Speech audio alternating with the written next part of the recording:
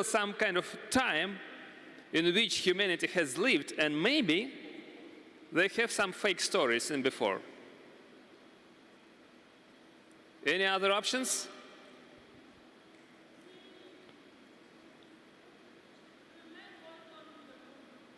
Sorry?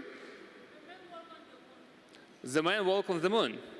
It was like 40 years ago or 50, yes? Something around this. Maybe some fake story before that.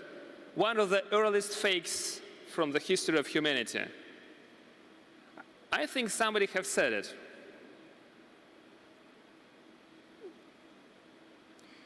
Кликер не работает у меня.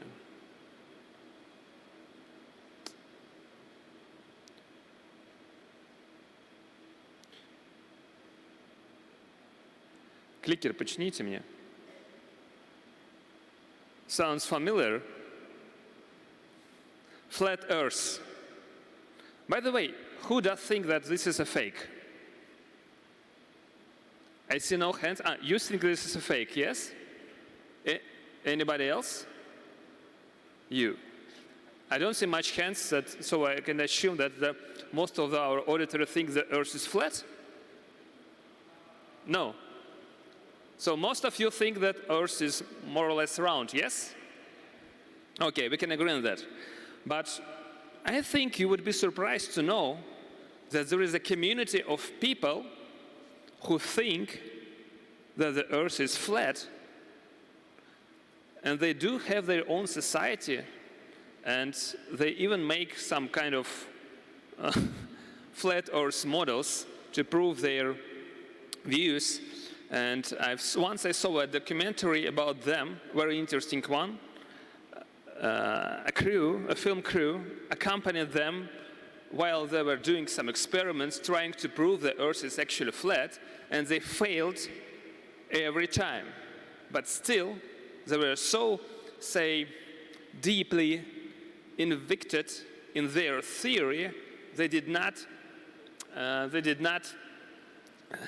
accept any rational arguments. And this story teaches us that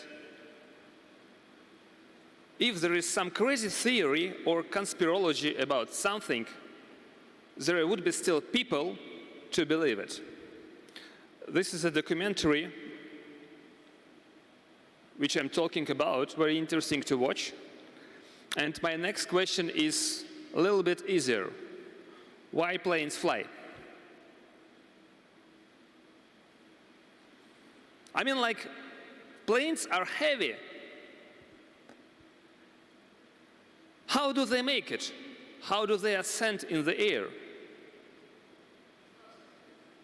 Trust. I mean, like, passengers trust pilots?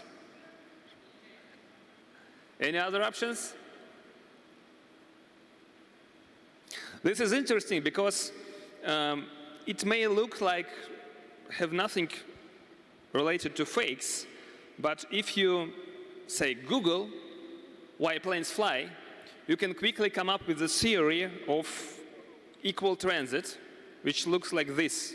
We are not going to dive deeply into physics, but I'll show you quickly.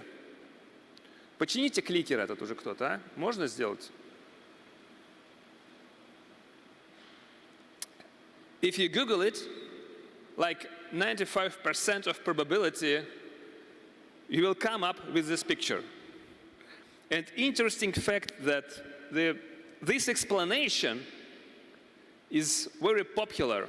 You can find it in books, in lectures, in theories, and even in flight schools.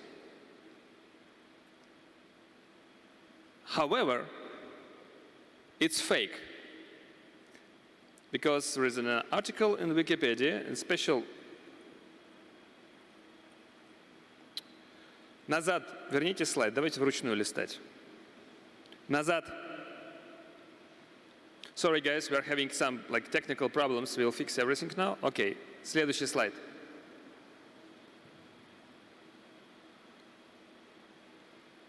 Следующий слайд.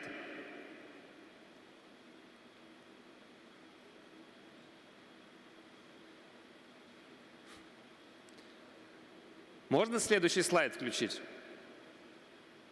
Еще дальше. Еще дальше. Wikipedia article about lift force, and there is a special section about incorrect theories of lift force, proving that this theory is incorrect. In other words, fake. And there is an institution called NASA. I think you have heard about it at least once. And I think these are guys who are actually good at studying why objects fly. Следующий слайд. They have special research center called Glenn Research Center, and they have some popular articles on their website, and they have a section about incorrect theories of flight, and this is number 1. What does it show us? It shows us that even a thing which we deeply believe in, and even a theory which can look like a consensus among the society, because I repeat, this fake theory is printed in books, and if you Google it, 95% of probability you will come up with the explanation like this, and it will be fake explanation.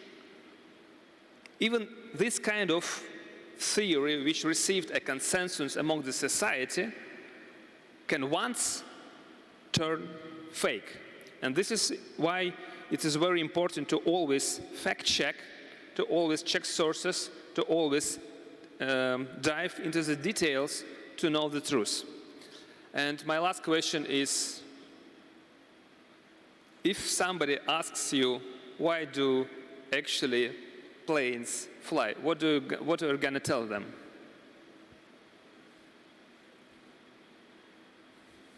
Any ideas? Okay, we are not physicists here, so the very correct answer to this question is planes fly because people buy tickets to these planes. Okay. This is a true explanation why actually planes fly, because say airfoil has an angle of attack, and it does work pushing amounts of air downside and the foil pushed up in the other side. But the main thing about fakes and disinformation is this. Fakes work because they give simple explanation about complex things. The theory of lift is extremely complex thing to study and to explain. That's why the fake explanation about lift theory is so popular, because you can actually explain it to a minor and he will understand. But my next question is how is it easy to make a fake?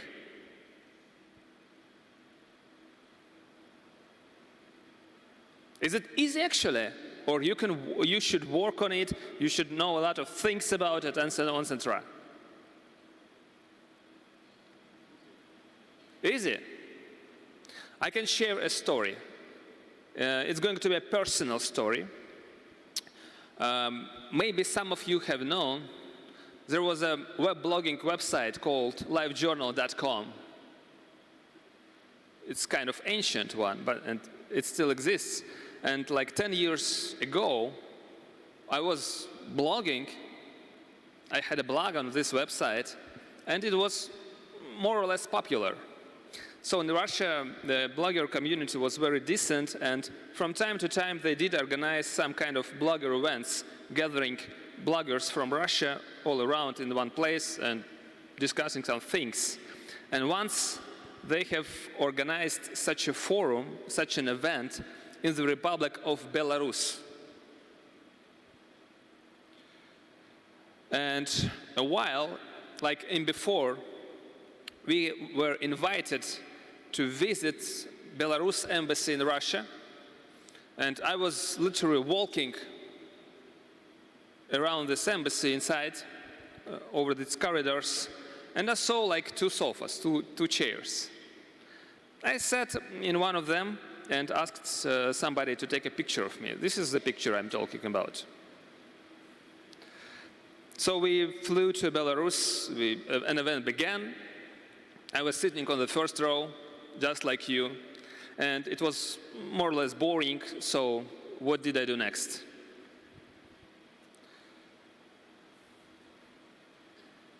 Well, the first thing I did was следующий slide. I've opened Photoshop, and we were in Belarus. So which picture did I took? Next slide.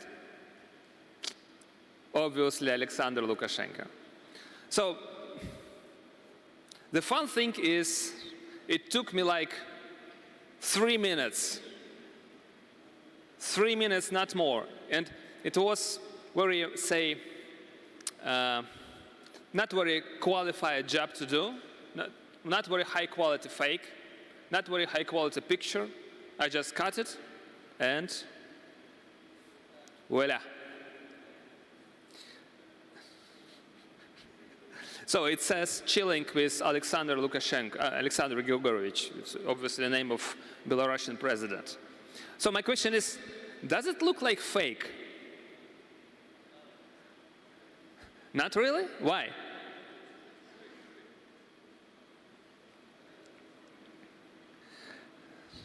Say, I know there are some diplomacy workers among us, and from the first sight they will tell me that this is a fake, obviously, because we don't have flags of our countries on the table, we don't have proper clothing, and so on, etc. But when I was like photoshopping this picture, I didn't think that actually somebody will think that this is real, because it obviously looks like a prank, like a joke. So I just posted it, and like a few hours later, my friend from Belarusian presidential administration calls me on my phone and says like, "Hey Tim, how's it going?" Okay. And you? Yeah, you know, we are sitting here now, and like, where do you sit? In administration. Okay, and what do you do? We are discussing your last publication. I was like shocked, because it was obviously a joke. And it was like, why are you discussing it? And he says, we can't find this meeting in Lukashenko's timetable. How did you manage to meet him? And I was like, wait, stop. It's a joke. Come on, chill out. It's a joke. Don't worry, I'll put like an update. I'll say that, I'll write down that this is a joke, and don't take it seriously. But we can understand officials. Officials are like very vertically aligned, and they like look always somewhere up, and they can miss details, and there is a big probability they can actually believe it was true. But what about journalists? So there was a most popular website in the Republic of Belarus called Tutbai, and a few hours later I received a message from their journalists. Следующий slide. It says, Tim, good evening. My name is Anna. I'm Tutbai journalist. Can you tell me if you could answer a couple of questions about your meeting with Alexander Lukashenko? Damn. You guys should be professionals. You guys should be checking like on the very first row facts and probabilities of something being fake, and they did fall for this immediately. As she says, because we have a serious stir among the editors happened. That's pretty fun. Okay. So if we skip to some theory, it was very interesting to think about how does our brain actually works, and why some people are so sensible for fakes and disinformation. Practically, all of the people are sensible for fake observation, but I should note, I should outline that this is not some kind of official science-proved theory. It's not. It's just my own thoughts, my personal thoughts on how does brain work. So, our brain is like a gearbox in the car, which you shift to change a gear. And the most, say, energy-consuming mode, the most energy-consuming gear in our brain is rational perception. When we do actually think, we do actually solve questions, when we do actually plan something, when we rationalize, and this job, this function, takes a lot of energy from our body. Next level is emotional perception, when we think not over rational mechanisms, but we do think over emotions. And this is kind of easier, because our brain in this mode does not consume as much energy as in rational perception mode. And I think it's pretty obvious that our brain is the most laziest, the laziest organisms in the universe. Every single second of our life, our brain tries to save energy. It's obvious. And every single second of our life, our brain, if it has an option to switch to emotional perception with the predictable results, tries to do it. And this is a point which fake makers utilizes for 100%. The next one, the lowest one, is patterns and autopilot. Patterns like, how do you brush your teeth, for example?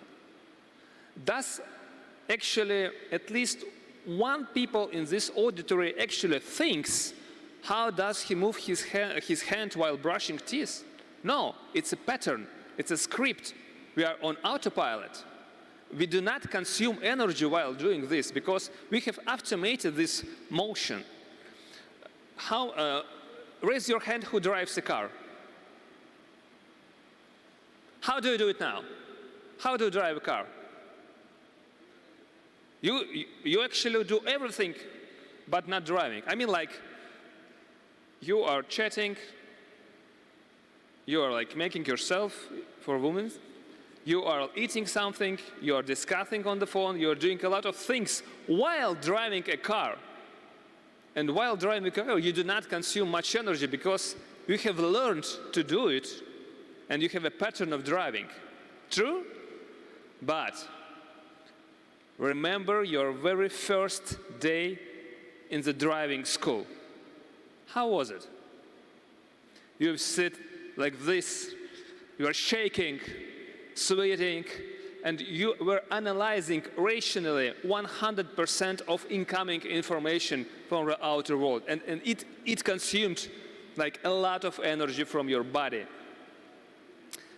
Say, 10 minutes after this driving, and you're like exhausted for all the day. Now, 2-3 hours drive, easy. True? Because you have made a pattern. So, the problem is following. We have rational perception, yes, and we have emotional perception. My question is, if you make a decision, what is the probability of you making a mistake if you are doing this decision under emotions rather than under logic? Is it higher? I think we have a concern about this answer. Everybody thinks that it's higher, and it's obviously like this. And when fake makers fake producers generate fakes, they do know this. And if you take any fake, you will quickly see that usually fakes are full of very emotional details, which are like hooks to catch us and to force us into this emotional perception mode where we paint a picture inside our mind, visualizing this situation rather than rationalizing it. So they force us into emotional perception, and this is a very short way for us to make a mistake and to fall into this fake story. Next slide. Следующий slide. What can a fake consist of? You know, it's like bricks. It's like a child constructor. And on the very first place are emotions, obviously emotions. Emotions is number one driver for making fakes.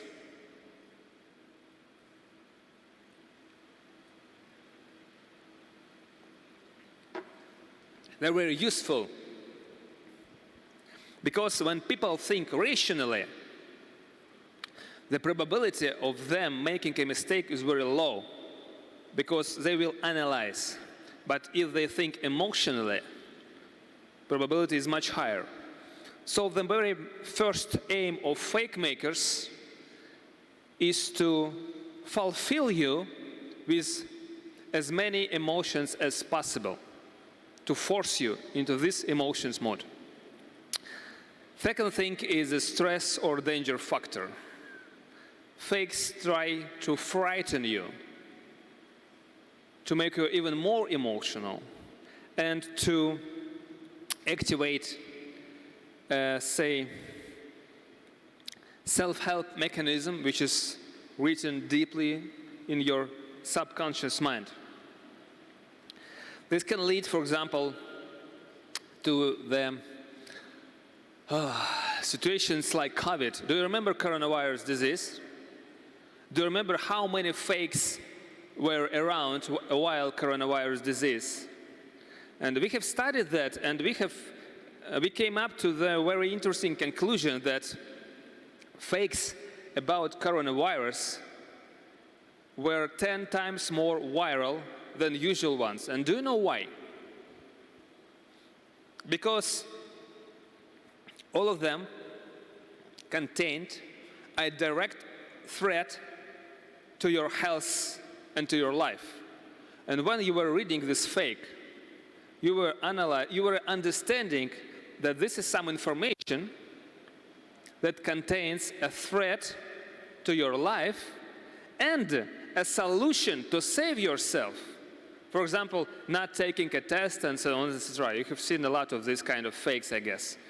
But a human is a social creature, right? And to protect ourselves, the recipe is pretty decent and easy. Just follow the instructions. But what do we do as, say, auditory of this fake? What do we do to protect our beloved ones, our relatives, our spouses, our children, our friends? How do we protect them? Obviously, we forward these messages to them. That's why COVID fakes were like 10 times more viral than usual fakes, because of this stress or danger factor. Fakes can contain facts and theses. And the thing is, this looks like rational, yes? Facts, theses, some science, some calculations and so on. But the thing is, these facts are never real.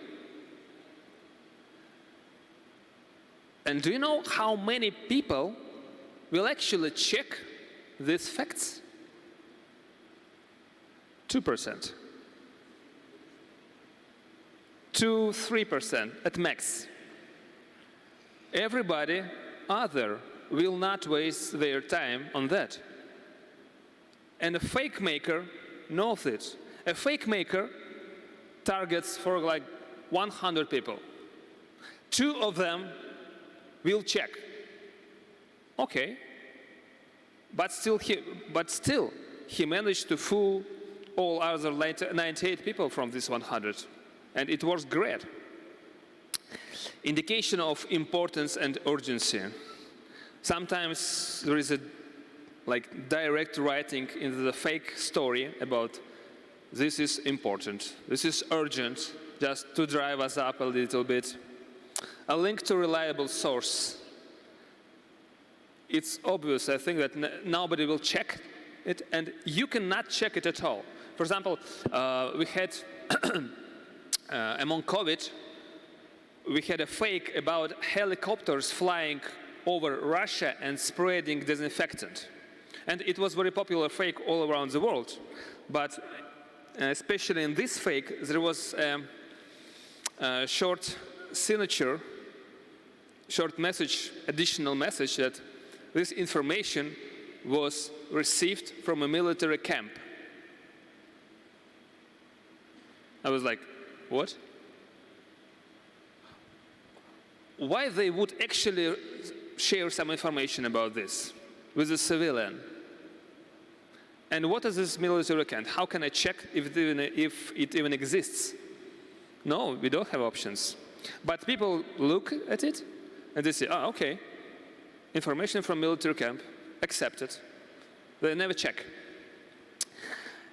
Statement of authenticity. This is the most ridiculous one. Sometimes a fake directly states that it's not a fake. I mean, let's make it up like a story, like a text story you receive on WhatsApp. And the last sentence is, it's not fake.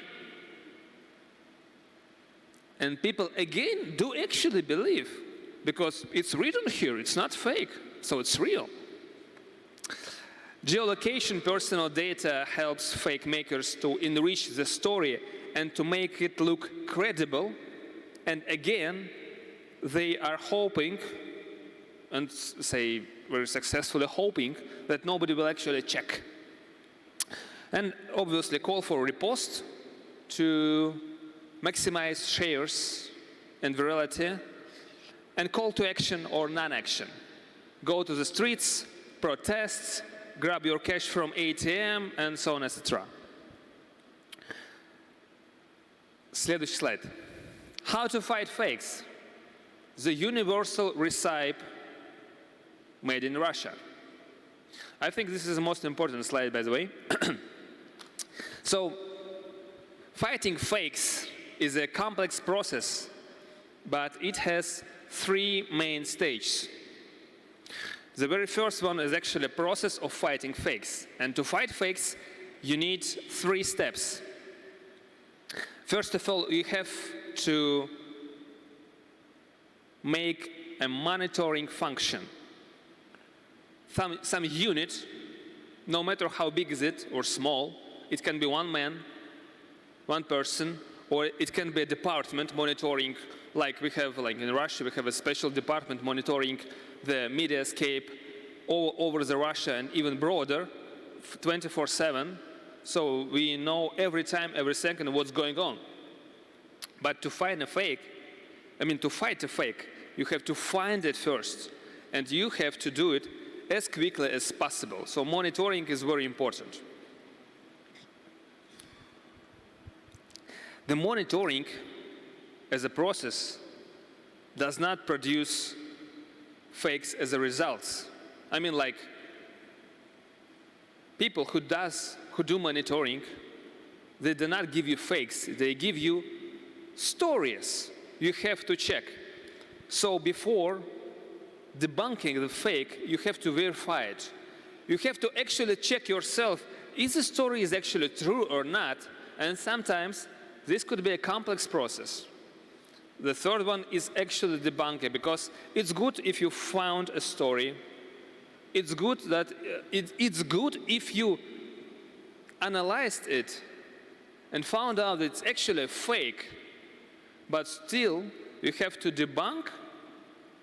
You have to provide a very easy consumable explanation, because you remember, fakes always provide the easiest explanation possible, but wrong. You have to produce the easiest explanation of the story to your auditory and to deliver it. It's very important. There is a technology, the second step, the second basis, like me say, which is called fact-checking, and we will focus on it a little bit later. And there is a delivery. Delivery is extremely important, and from, say, our experience, the most effective way to provide an effective delivery of your debunking for fighting fakes is to own strong media platforms. It's a long-term strategy because, like, if you just in the beginning of this journey, you of course partner with bloggers, with big media platforms, with some social media accounts, popular social media accounts, and with traditional media, and you ask them to make publications because you don't have an account with 1 million followers, which is yours, right? But the long-term strategy is to establish and develop your very own platform. No matter it's a website, it's an account on social media, it's something different, it must be your own. And when you do this work, when you do this job, in some time, you'll become a source of debunking. And journalists and media workers around your, say, country will know that in this place, they can always find a rebuttal of some fake story. So let's focus on fact-checking. Следующий slide. We have, what's a fact-checking? Fact-checking is a very easy thing. Imagine we have a statement, and this statement is full of facts, or so-called facts.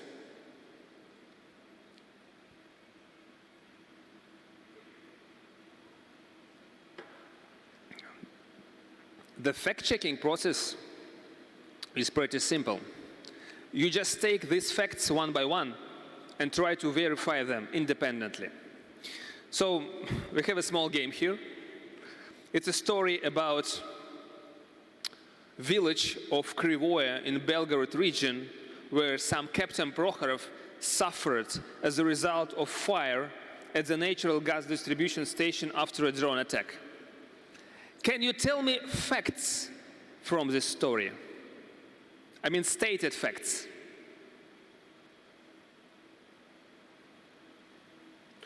What does authors of this story claim to be in the reality? So, I mean, they claim that there is a village of Krivoye in the Belgorod region, right? Anything else?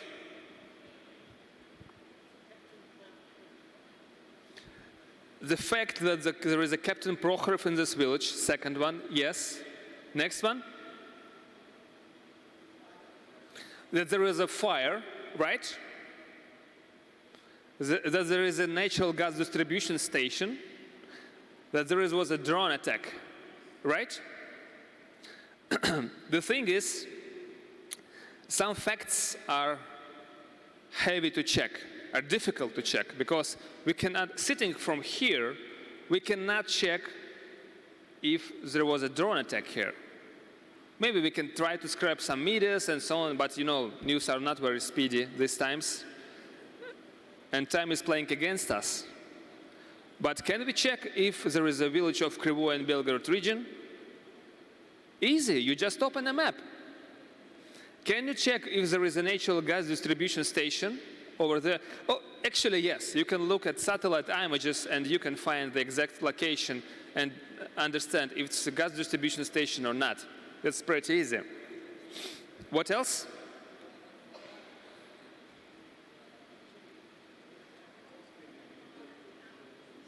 Sorry?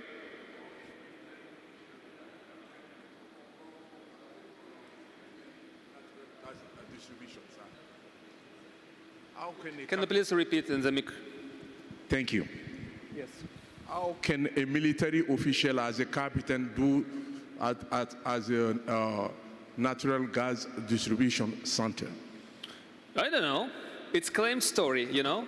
But our job is to debunk it, and we are trying to find a way to do it. So far, if there is no village of Krivoye in Belgorod region, and we are preparing a debunkage of this story, we can actually say that there is no sense in debunking all other facts, because there is no village of Krivoye in Belgorod region at all. Or if it is, there is no gas distribution station. We can easily fact-check it. So in fact-checking, you take facts one by one, and you verify them one by one. And if one or two facts do not match, are not possible to verify, you can actually claim this is a fake story. The thing is, it's like a science approach. There is also an administrative approach when you can take your phone, call the mayor of Belgorod region of village of Krivoye and ask, hey, did you have a fire? Did you have a drone attack? Did you have this? Did you have that? And he will verify it. This is like administrative approach for fact-checking. It also works. But the problem is, usually when we are facing a fake story attack on us, we are strictly limited on time. And we have to be as quick as possible, because time is working against us. Next slide. Next slide. Next slide. So, this is a few examples of our state institutions like Duma or Ministry of Digital Development, who,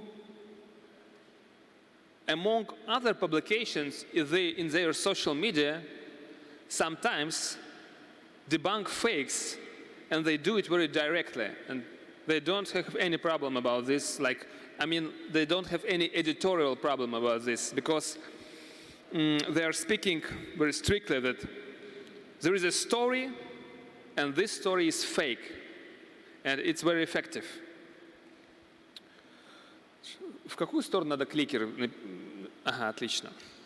It's on Russian, but I think you will get the common sense from it.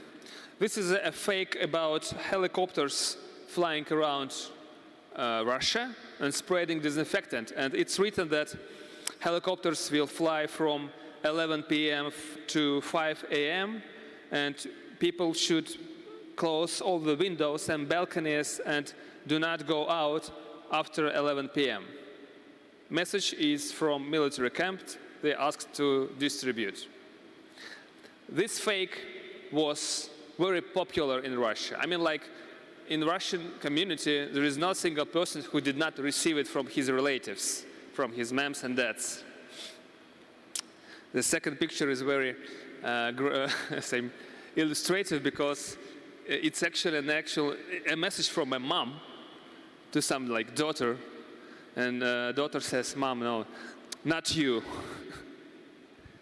But my question is, how far do you think this fake story went? Any predictions?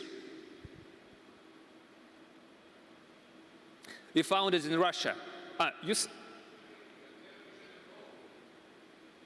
Sorry? Yes. Very far from Russia. But let's begin from our neighbors. Say, следующий слайд. Ukraine.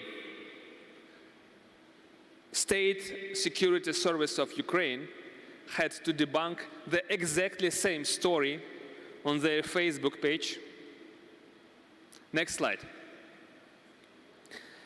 United Kingdom. Coronavirus hoax. Helicopters aren't going to spray disinfectant over the entire UK tonight. Exactly same story. Next slide. Ministry of Defense of Peru.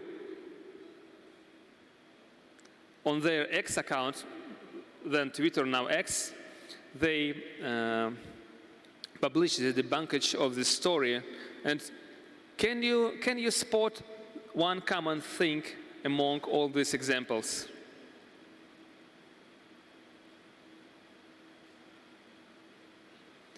WhatsApp. All these stories were shared through messengers. And for a long time, they were like in the gray zone, because even modern analytical instruments are struggling to analyze and to monitor messengers. And messengers are like gray zone for information. You cannot know exactly what's going on, what's happening there. You can only submit like probes trying to monitor some local chats and so on, but you never get a full picture. Следующий slide. City of Calgary, Canada. Exactly same story. We have heard rumors about how we are disinfecting the city. We are not spraying throughout the night or using helicopters to disinfect areas. You can help prevent the spread of coronavirus by washing your hands and, most importantly, maintaining a 2-meter physical distance. It also does not help, by the way. And next slide. New York, United States of America. The very same, but helicopters are now flying in Brooklyn. And New York City Council, Corey Johnson, had to state in his X account that there is a rumor circulating that helicopters are spraying disinfectant in Brooklyn. This is not true. Looks fun, yeah? Okay. This is a good example of a cause when a fake story loses its national roots and go traveling all around the world, because it's universal, and coronavirus disease was the same way universal. And now, something interesting. Okay, I can understand that there will be like a huge language barrier in trying to understand this story, but we'll try. While COVID, сколько у нас еще времени есть? Полчаса.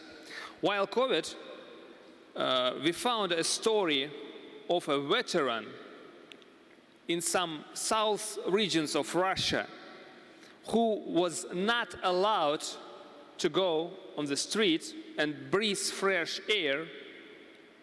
And the authors of the story claim that for what this veteran did fight, if authorities, bloody authorities obviously, are not allowing him to go to the street and even take a small breath of fresh air. And how inhumane is that? This was a story. And we are looking for this picture, and I was like, what? What do you spot?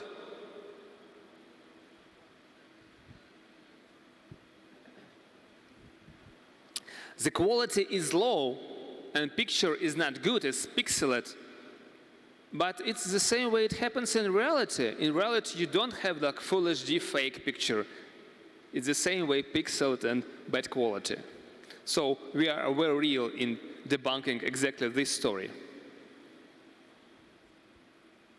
So if you zoom on the shoulder of a policeman, you can see that it's written Odessa. Odessa means police department. And it's in Ukraine now. So if you Google Odessa veteran, you very quickly come up, следующий slide, with YouTube video from 2017, like 3 years before coronavirus, when you can see these actions. But this is not the end of the story. Верните на слайд назад. Anything else?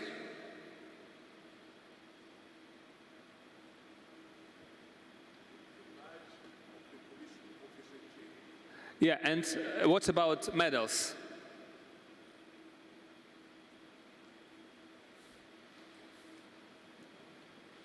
You know, when a person, I think it's common in all countries all over the world.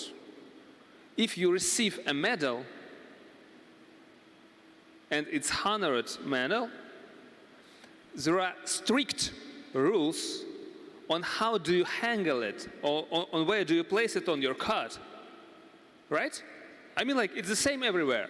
In Russia, in Ukraine, in China, in Afghanistan, everywhere.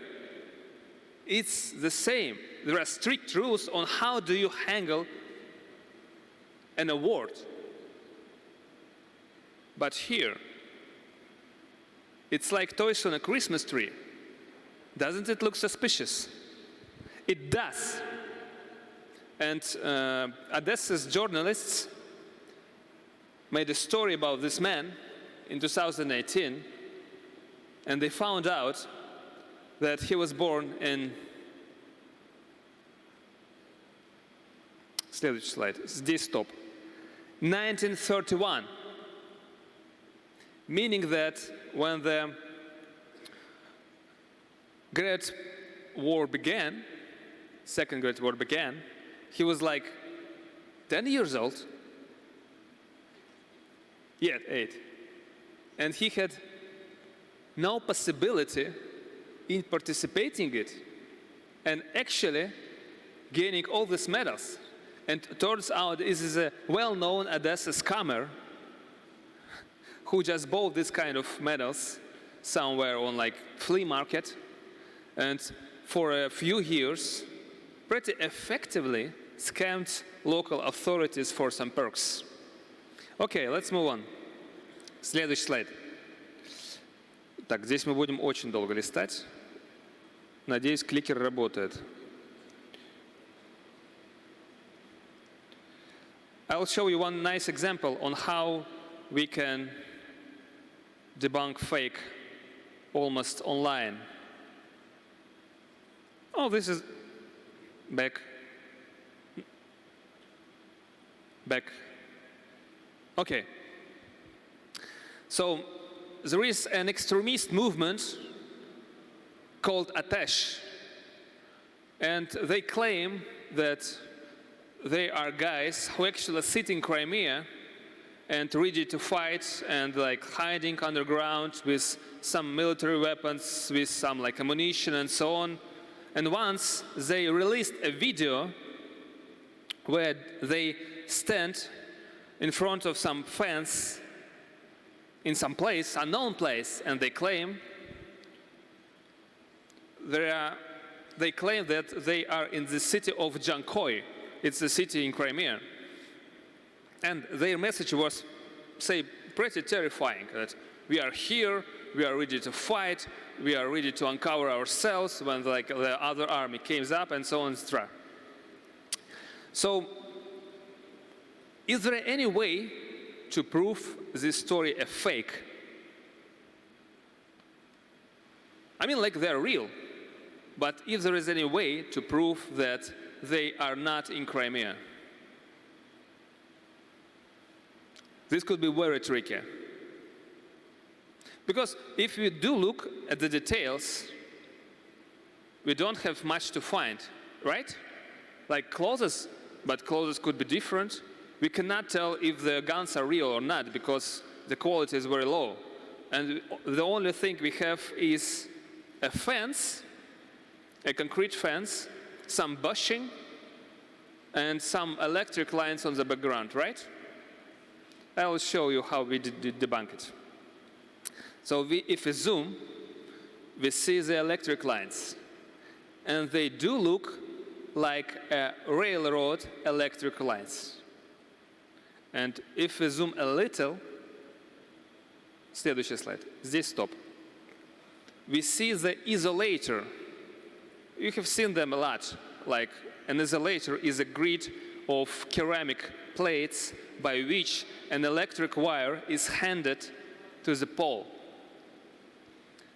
And if you check, you can see that this isolator is pretty long, right? And if you study how does railroads work, you can find that, stay the slide, there are actually two types of current in electrified railroads. There are railroads on the direct current. I mean, the current is very low, like 3 kilovolts, and they have like 2 or 3 plates on these isolators. And there are railroads which are powered by alternating current, which is very high, like 25 kilowatts or even more. And isolators on this kind of railroads are long because they have to build a big distance between ground and electric wire. Long story short, this does look like this. And if we look on the frame from the video, we can see this is alternating current railroad behind them. And if we check the Crimea map, we find that there is not a single railroad piece which is electrified by alternating current, because all of the railroads in Crimea have short isolators. This directly proves that this video was more or less real, but it is 100% it was not shot in Crimea. Easy, or not. Okay, and the last story, I think, before questions. Okay, this one. So there is a Telegram channel which posted a video of a train with lots of tanks and military equipment in Finland, presumably in Finland, and it was claimed this train is moving towards the border with Russia. I can show a still from this video. What can we tell from it? And how we can find where it is actually happened?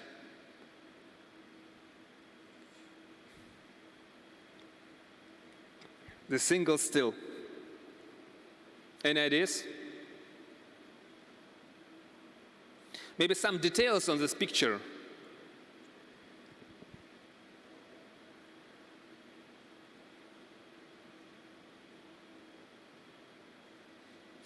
Pretty tricky, right? Okay, let me help you. What about tanks?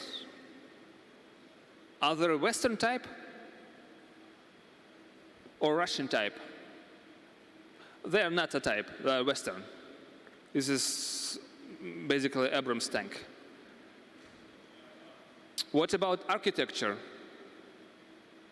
I don't think we can make any conclusions from architecture, design, and style, because these are just buildings. But we can see some very interesting spots from this still video. We can see a crossroad. It's on other stills with a usual road, and we can see a small bridge where railroad crosses the usual road. We can see a turn, right, on the railroad. We can see a chimney, which is a nice place to be spotted on the Google Maps. And we can see this strange object, presumably very high, yes? A tall tower somewhere in the background, right? What do you think about this tower? What is its purpose? What is it?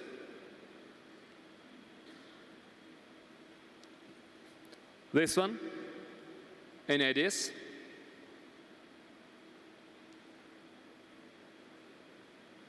I mean, like, we need to find a place where this video was shot. And if we look for chimneys in Finland, it's going to be very tough for us to check every chimney in every house. But if we look for this kind of tower, what is it? What is it? TV tower? How? Please speak louder. I don't hear you from. Okay. It looks like a TV tower. You're right. How about we try to find all TV towers in Finland? I mean, like, I don't think there are much of them, and we can actually check every TV tower in Finland. I mean, like, this kind of TV tower, which is very high, right? Let's try that. Next slide. This is a direct search in Google asking to bring some TV tower pictures in Finland. Do you see anything familiar?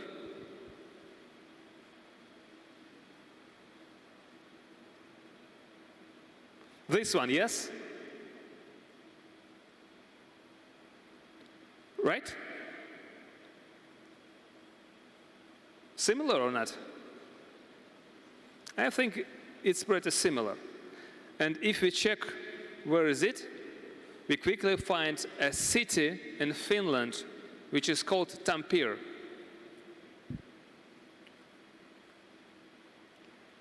Here is it.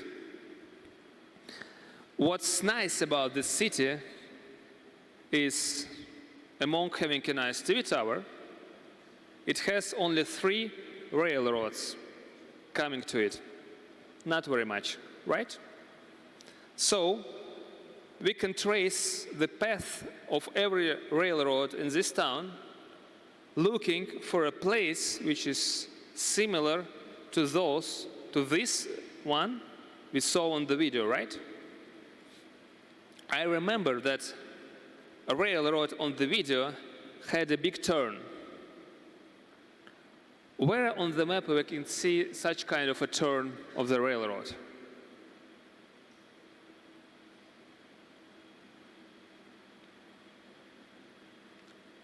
Upper side? This one? You see the road turns. It looks like an arc, right? Same as the video. But what do we actually see?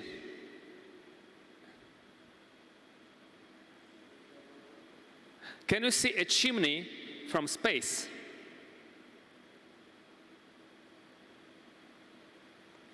You cannot see a chimney from space. But you can see a shadow of a chimney from space. Because like when you're looking from the upper side, from the space to the chimney, it's just a small circle. But because it's very high, it drops a big shadow. And we can see the exact shadow on this map, right? Here is it. And here is the cross, you see, with usual road, with public road. And here is the turn. And if I ask you, where was camera located when it was filming a video, what do you tell me?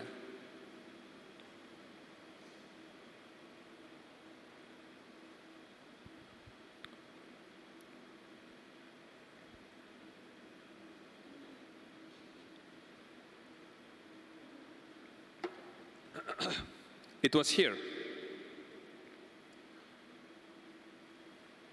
Yes, here. This arrow demonstrates the direction where camera was pointed. And this map is normally oriented, meaning the north is on top and the south on the bottom. And if a train was moving on the video from left to right, and the direction of the video was from north to south, where did actually the train that moved? In which direction train moved? Exactly. The train, with all this military equipment, was moving west. It was moving from Russian borders, but not towards it. Okay, we just debunked a big fake. Thank you so much. So I think this is all. Yeah, this is all. If you have any questions, And if you have Yes, some we have time for a couple of questions. So if you want to say something, just raise up your hand. You first, you second. Thank you. I saw the three solutions you mentioned to combat misinformation, but I would like to suggest, or what is your position on what is for me the best tool against not only misinformation, because all media, not only people WhatsApp or Instagram are creating, I mean, every single media is now sensationalist. Everyone wants to capture your attention, and people are starting to only react at an emotional level. So what is your position on education as a tool? Because we need to educate people on how to react in front of news, not only fake news, but people saying things or interpreting facts. Okay. My position on this question is very simple. Fighting fakes and debunking fakes, just as we did now, is a short-term strategy, because it fights fake in the exact moment. But the only viable strategy in the long term is education and digital literacy. Nothing else works. Next question. Anybody? Hi, Hello. thank you. So, my name is Jalil Zaid. I'm from Tanzania. I don't know if any of you have been to Tanzania. None of you? Oh, my friend has been in Tanzania. How is it? Beautiful, yes? You are welcome in Tanzania. So, you have spoken about fact-checking, right? Yes. And we know right now, with the rise of technology and AI and everything, it is so tough to fact-check the fakes. So how do we deal with that? And some of you are aware that some people have lost their jobs because of these AI-generated videos and pictures. It's so tough for people who doesn't have the knowledge of technology to encounter such fake news. So how do we deal with that? Okay. So today, in 2025, like we as a humanity, we have already crossed the line where we can distinguish an AI video from real. Because we cannot. It's impossible. It's already impossible. And I mean, it's not only about video. We cannot distinguish a text written by an artificial intelligence like ChatGPT or something, yes? We cannot distinguish a picture. We cannot distinguish a video. And we cannot distinguish voice. We are already far over this line. It's over. We just have to accept it. Because maybe somebody will invent an AI tool to debunk AI product, but after that, somebody will invent another AI generator which will make this AI debunk tool ineffective. And this fight will be eternal, and there is no sense in trying to reach it, and because it's like a cat and mouse game. But what is important is to make a digital literacy available for as many people as possible, so people should know the risks of, say, consuming and distributing unverified information. People should know risks. People should know that there are scammers who can actually clone your voice based on like 10 seconds of you speaking here. It's already enough. People should know that there are technologies which can fake your video, and the only thing they need is your picture taken like 5 years ago. It's already enough to fool somebody. But if you are speaking about protection of your personality or your organization from fakes, the recipe I have already told you. You should have your own strong media presence. Because when somebody drops a fake on you, you should quickly find it, you should quickly verify it, you should quickly debunk it, and you should quickly deliver debunking of this fake to your auditories, to your boss, to your family, to your friends, to your colleagues, and so on, etc. No matter what is the size of the institution we are speaking, it's your personal problem, or we are speaking about a fake which is targeted against a big organization or even a country. Your own media platform is the best recipe for fighting personal fakes. I hope I did answer. Do we have many questions? More questions? I get it.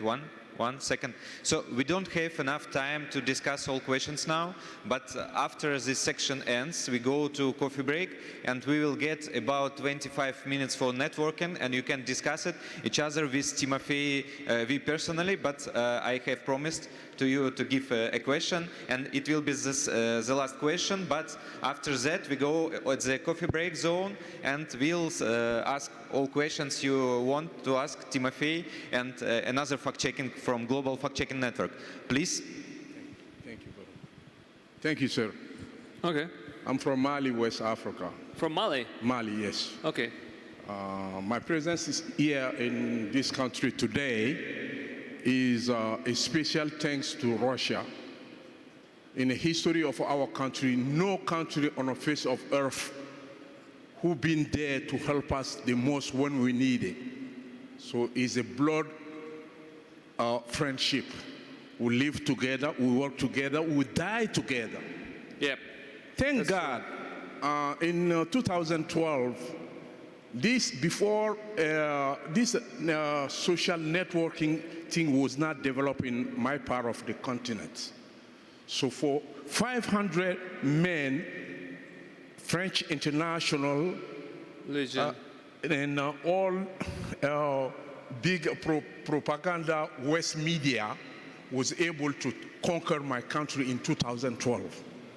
By the grace of God, today, we are able to catch up by dealing with this kind of issue, especially with our local language. By this time now, they themselves acknowledge that we are able to beat them on their own game.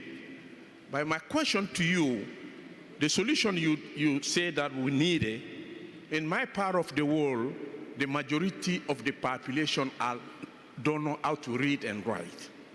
So those local of us, how can you guys help us dealing to spread like we're doing right now? Thank you. Yeah, I understand, yeah.